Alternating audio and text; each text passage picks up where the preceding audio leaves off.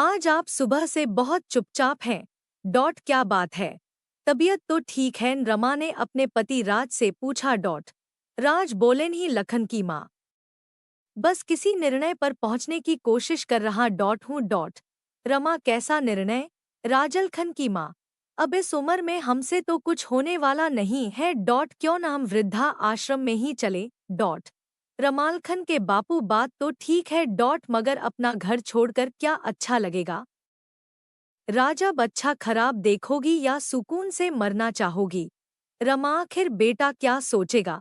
राज, जो भी सोचना है सोचे, मगर अब इस तरह रह पाना मुश्किल है। डॉट अभी ज्यादा समय भी कहाँ बीता जब तुम मरते मरते बच गई। डॉट वो तो भला हो पड़ोसियों का जिन्होंने इतना ध्यान रखा, और एक बेटा है हमारा जिसे फुर्सत नहीं है। रमा, बात तो सही है डॉट, तो क्यों न अब हम कल ही वृद्धाश्रम चलकर अपनी जो भी संपत्ति है उसे भी उसी वृद्धाश्रम को दान कर दे। डॉट राज, मैं भी यही सोच रहा था। डॉट आखिर जब बेटा ही किसी काम का नहीं है तो कैसी संपत्ति? समझ में नहीं आ रहा।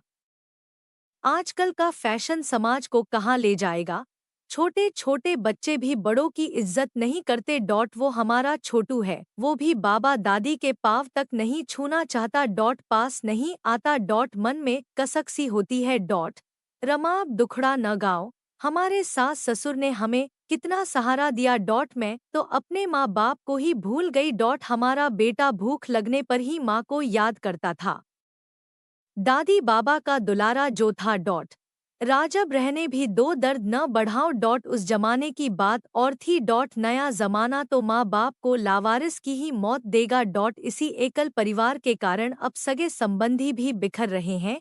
डॉट बेटे को ससुराल और बहू को मायके के अलावा किसी की फिक्र नहीं रही। डॉट रमा, आप भी बेकार की बात लेकर बैठ गए। डॉट जब हमारी फिक्र नहीं तो फिर कौन रिश्तेदार संबंधी? डॉट सब खत्म। डॉट बस बिना कुछ सोच विचार के कल की तैयारी आज ही शुरू कर दे। डॉट राजहा, लखन की माँ। डॉट अब यही ठीक है। डॉट पति पत्नी नए विश्वास के साथ उठे और अपनी तैयारियों में लग गए। डॉट आज उनकी खामोशी टूट चुकी थी।